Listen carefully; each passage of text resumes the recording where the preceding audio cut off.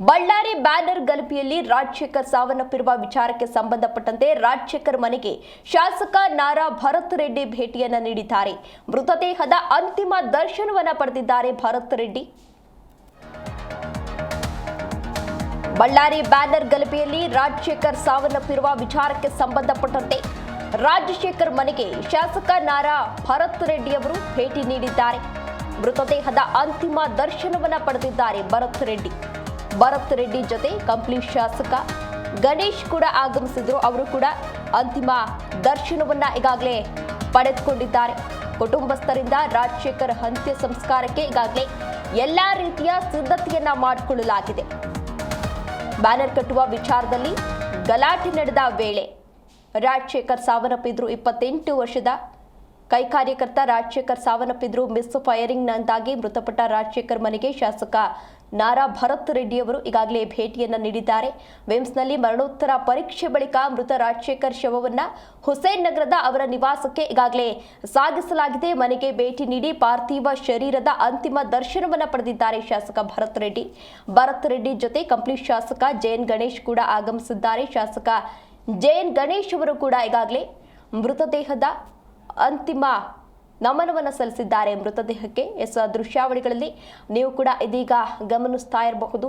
ಕುಟುಂಬಸ್ಥರಿಗೆ ಭರತ್ ರೆಡ್ಡಿ ಅವರು ಈಗಾಗಲೇ ಸಾಂತ್ವನವನ್ನ ಕೂಡ ಹೇಳಿದ್ದಾರೆ. ನಾಳೆ ಶನಿವಾರ ಒಂದು ವಾಲ್ಮೀಕಿ ಪುತ್ಥಳಿ ಅನಾವರಣ ಕಾರ್ಯಕ್ರಮ ಇತ್ತು. ಅಂತಹ ಸಂದರ್ಭದಲ್ಲಿ ಬಿಜೆಪಿ ಹಾಗೂ ಕಾಂಗ್ರೆಸ್ ಕಾರ್ಯಕರ್ತರ ನಡುವೆ ಒಂದು ಬ್ಯಾನರ್ ವಿಚಾರಕ್ಕೆ ಗಲಾಟೆಯಾಗಿತ್ತು. ಭರತ್ ರೆಡ್ಡಿ ಹಾಗೂ ಜನಾರ್ದನ್ ರೆಡ್ಡಿ ಅವರ ಬೆಂಬಲಿಗರ ನಡುವೆ ಒಂದು ಗಲಾಟೆಯಾಗಿ ಮಿಸ್ ಫೈರಿಂಗ್ ಆಗಿತ್ತು. ಅಂತಹ ಸಂದರ್ಭದಲ್ಲಿ ಗುಂಡೇಟಿಗೆ 28 ವರ್ಷದ ರಾಜಶೇಖರ್ ಅವರು ಬಲಿಯಾಗಿದ್ರು. ಈಗಾಗಲೇ ಸಾಕಷ್ಟು ಚರ್ಚೆಯಾಗಿತ್ತು, ಸಾಕಷ್ಟು ಆಕ್ರೋಶಗಳು ಕೂಡ ವ್ಯಕ್ತವಾಗಿತ್ತು. ಮರಣೋತ್ತರ ಪರೀಕ್ಷೆಯನ್ನ ಕೂಡ ನಡೆಸಲಾಗಿತ್ತು. ಅಂತಹ ಸಂದರ್ಭದಲ್ಲಿ ಅಲ್ಲೂ ಕೂಡ ಭರತ್ ರೆಡ್ಡಿ ಅವರು ಕೂಡ ಆಗಮಿಸಿ ಅವರ ಕುಟುಂಬಸ್ಥರಿಗೆ ಸಾಂತ್ವನ ಹೇಳುವಂತಹ ಕೆಲಸವನ್ನ ಮಾಡಿದ್ರು. ಇದೀಗ ಅವರ మృతదేహದ అంతిమ దర్శనవನ್ನ పడుతున్నారు. మా తమ్ముడిని ఒంటరి చేసి పోయేసానా. మా తమ్ముడు జతగా ఉంటాండ్రన్న ఇద్దరు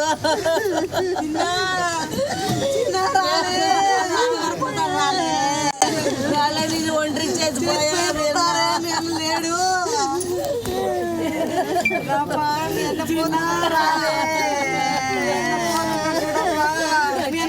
మొన్న పోతాడు ఇప్పుడు.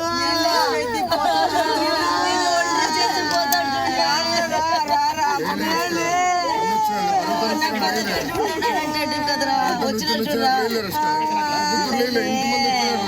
లైరా ఒకసారి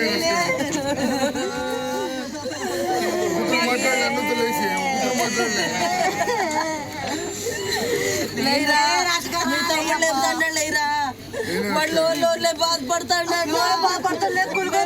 పెడతాడు వాళ్ళు బాధపడతాడు. వాటి ముఖం చూడలే. లైరా తమ్ముడు ఒంటరి చేసిపోతావే. చేత ఉండదమ్మా నా కొడుకులు.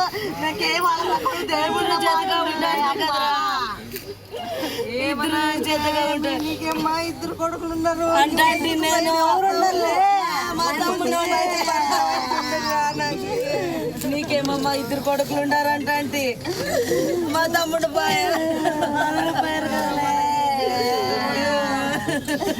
మా ఇంటికి పెద్ద దిక్కు లేకుండా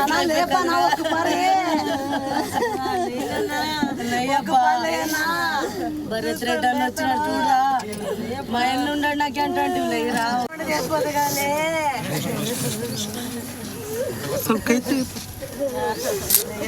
రాజకరా